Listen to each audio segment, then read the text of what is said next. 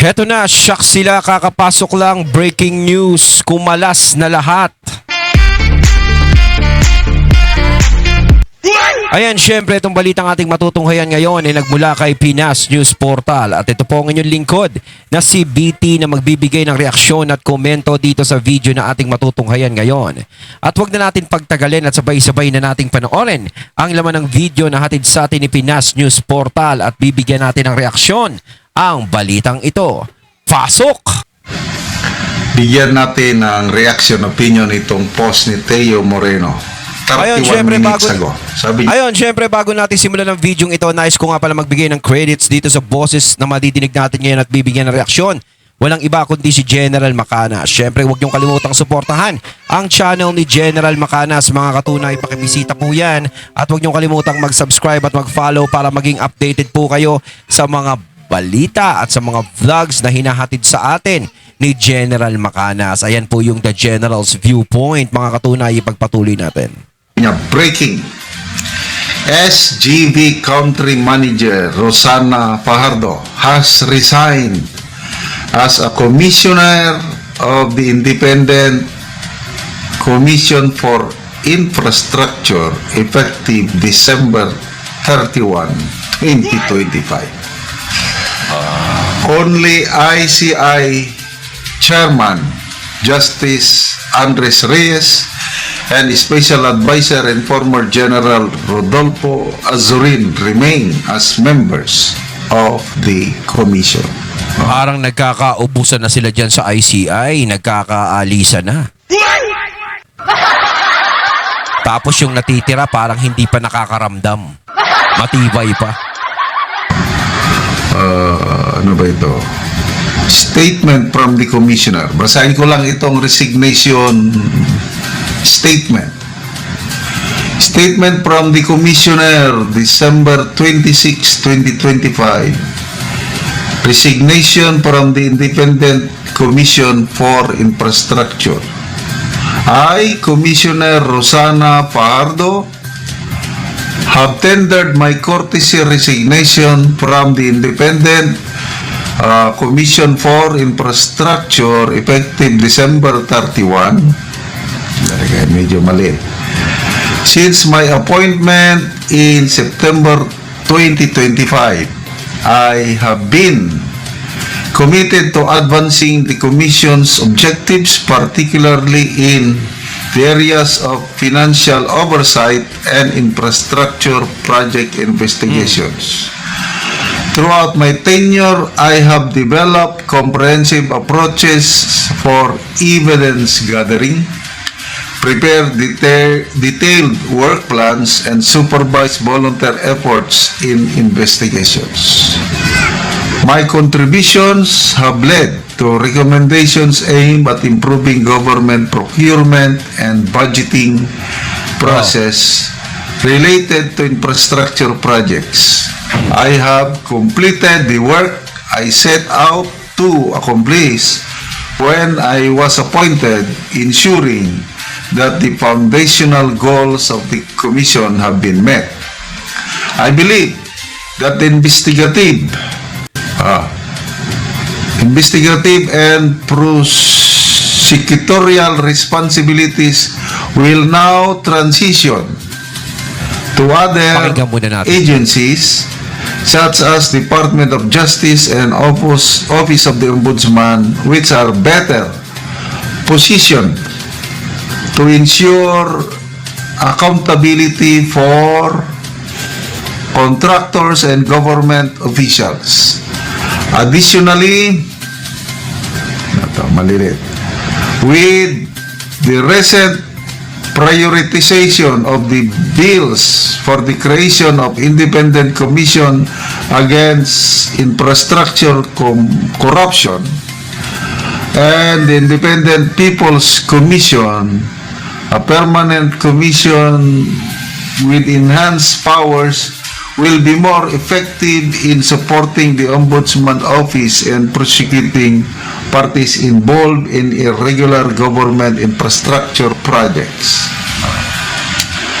It has been a profound honor to serve alongside individuals who are deeply committed to O yan ang sinasabi ko sa inyo mga katunay pag English. Medyo hindi tayo magkasalita. Pakinggan natin maigi. Kasi mas maganda pinapakinggan natin maigi. transparency and accountability, dedicating themselves selflessly to the Filipino people. I am grateful for the opportunity to contribute to a collective mission that prioritizes the welfare of our citizens.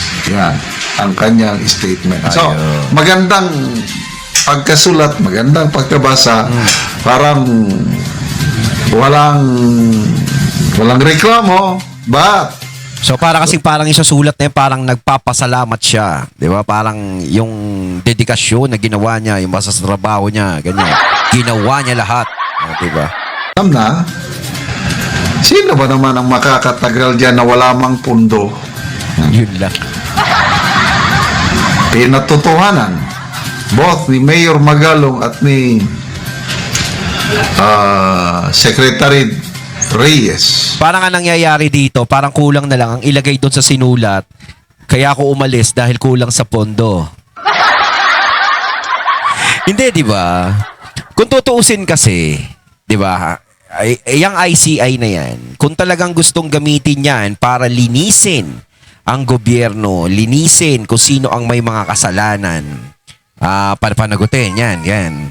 Siyempre, popondohan mo yan. Di ba? Popondohan mo yan. Kasi talagang, yan yung isa sa paraan na investigasyon na talagang pwede mong gamitin. Di ba?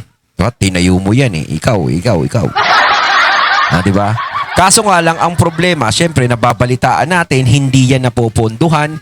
Bagkos, nagpapaluwal pa yung mga nandiyan. Syempre, pag ikaw nagpapaluwal ka, halimbawa sa negosyo, may negosyo ka, hindi naman kumikita, puro paluwal lang nangyayari, pati sweldo ng tao mo. 'Di ba? Hindi mo na nasisweldohan o sinusweldohan na lang nila yung sarili nila. O kaya kung kinakapos sila doon sa negosyo, sila pa nagdadagdag. O di ba syempre aalis na talaga yung mga yan. Kaya nga kung talagang seryoso talaga yan, yung ICI na yan, popondohan yan. Kasi parang ang nangyari dito is parang tinayo lang yan para masabing meron tayong investigasyon na mangyayari o gagawin. Kumbaga parang ito ipapakita ko sa inyo na uma-action ako. Pero nung medyo lumalamig na sitwasyon, wala na. O, diba? Kasi kung talagang matikas yung ICI na yan, maraming mapapakulong yan, maraming mapapanagot yan. Diba? Kaso nga lang, diba? O, sino lang ba mga napapanagot na pinapakita? Yung mga kinukulong, Sus Mariosep. Kala mo, mga nagpapataya lang ng wedding, tsaka mananaya ng wedding. Diba? Na dadalhin kami sa giyera, wala namang armas, wala namang bala. Hindi ka talaga makakapagtagal yan. Kaya ito na. Kaya para sinasabi ko, parang front lang to eh. Front lang talaga to. Hindi to yung as in na legit talaga na investigasyon talaga. Ano kaya ang kahihinatnan? Ano ba ang future ng ICI na yan? I don't know. Para sa akin, tingin ko, mabubuwag din yan. Di ba? Mabubuwag yan. Kanila Wala na i-link ang mga Duterte. So, I don't know kung anong reaksyon na naman ng palasyo nito. Umiiyak na ba? It's crying time sa palasyo. Iisa na lang naiwan eh. 3 commissioner ang dapat. Isa na lang. Yung isa, advisor man lang yun. Wala man siyang ano. So, ang mga Duterte ngayon, ano, ligtas na ba? I don't know. Baka ituloy pa rin nila na isisi lahat ng kapalpakan sa flood control, gusto nilang isisi sa mga Duterte. So ngayon, Yung pa isa. Yung flood control na yan, talagang sinisisi nila sa mga Duterte. Kung tutuusin, nung panahon ni PRRD talaga, kung tutuusin, may mga bagyot, baha din naman. No, pero hindi naman ganun katindi. Pero hindi naman ganun na nagbabaha na katulad nito na lagpas tao na kala mo dagat na. 'Di ba?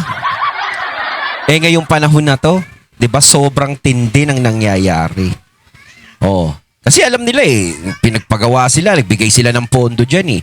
Kung talagang ang pondo na 'yan ginamit sa tamang paraan o ginawa talaga yung mga flood control na yan, flood gate na yan, hindi tayo babahain. Ang masama kasi niyan, 'di ba? Yung tipong hindi sila nagbigay ng pera o ng pondo para gawin yung mga flood gate na yan, mga flood control na yan. Tapos nagkaganito. Yun pwede nilang isisi kay PRRD. Kaso ang problema, nagbigay sila ng pondo para gawin yung mga dapat gawin. 'Di ba? Hindi nakasalanan ni PRRD yun. Ngayon, kung may nakita sila na kakulangan dun sa panahon ni PRRD na mga ganyang flood control na yan, flood gate na yan, na gusto nilang ipagawa, pwede naman nilang ipagawa kasi nagbigay sila ng pondo eh. Ang problema, nagbigay sila ng pondo, hindi doon napunta. Tapos isisisi sa mga Duterte ngayon. Kaya nga sinasabi ko, pwede nilang isisi yan sa mga Duterte, yung mga bahaan na nangyari, kung sakaling hindi sila nagbigay ng pondo para pampagawa ng mga flood gate na yan, mga flood control, etc. na yan. 'Di ba? Kung hindi sila nagbigay. Kaso ang problema, nagbigay sila. Yun ang tanong dyan. So bakit isisisi sa mga Duterte yung mga nangyari? May pinakinabangan ba mga Duterte dyan sa binigay nila? Wala naman. 'Di ba? Sabi nga ni BP Sara, ang gaba dili magsara. Lalo, ako personal opinion ko lang ito, lalo na kung naniniwala sa sinabi noon ni Attorney Vic Rodriguez na ang ICI is propaganda lamang, pantakip butas. Ganon din ang sabi ni Congressman Pulong Duterte. Yun ang sinasabi ko talaga. Parang front lang yan. Pantakip butas lang yan. Para masabi lang na nag-iimbestiga sila. Yun lang yan eh. Masabi na. Kasi syempre madaming pumupuna eh. Hindi nyo ba a-actionin yan? Yung mga nangyayari na yan? Syempre, ito magtatayo kami ng ganito para masabi namin talaga na meron kaming ginagawang investigasyon. 'Di ba? Kasi kung seryosohan yan, hanggang ngayon pinupondohan yan. 'Di ba? Kaso nga, 'di ba, balita natin walang pondo, hindi na pinupondo. Parang wala na silang pakialam. Hindi siya nagpakita sa invitasyon, hindi siya nag-attend dahil nag-create lang kayo ng ganyan para pagtakpan ang kapalpakan ng administrasyong ito. So, hindi nila pinanindigan. Next, yung mayroong bill, Independent Commission, People's Commission, para mag-imbestiga niyan.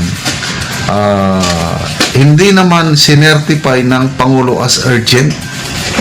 Ano lang, priority bill lang. Wala akong priority bill. Ano yung mga priority bill niya? Yung anti-political dynasty bill, priority daw yun. Nako, mabilis pa sa alas 4 ang kanyang anak, Congressman Marcos at Speaker Bujidi. Nag-file sila ng bill. Akala ko totohanan na. It's a hoax o pambubudol, sabi ni Congressman Erese. Kasi yung bill na ipinail ni Sandro Marcos at Bujidi, it legitimizes yung nangyayaring political dynasty ngayon. Kasi yung bill na ipinail nila, baka yun ang papasa, pwede daw maupo yung member ng isang family, example, Marcos family, pwedeng umpo at any time 5 member ng family. Example, pwedeng isang parang wala nang bigayan ng posisyon, parang gano'n. Senador, isang congressman, isang governor, isang mayor, isang kapitan. Pwede. Sinaklaw na lahat no? Yan, 5.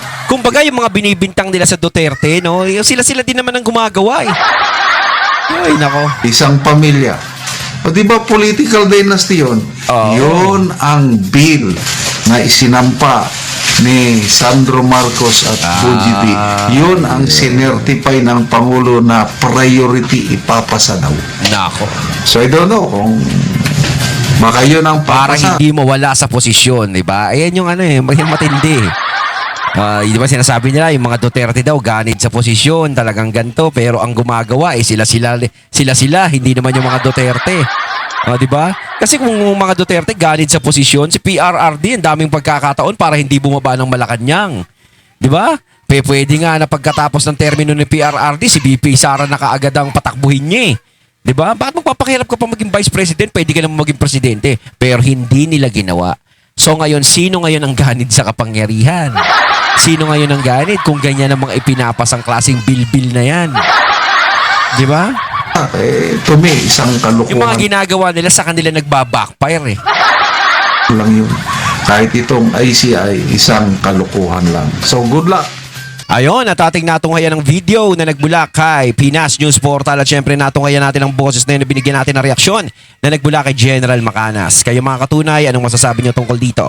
Comment lang po kayo sa comment box. So once again, I'm BT and I'm out. Peace.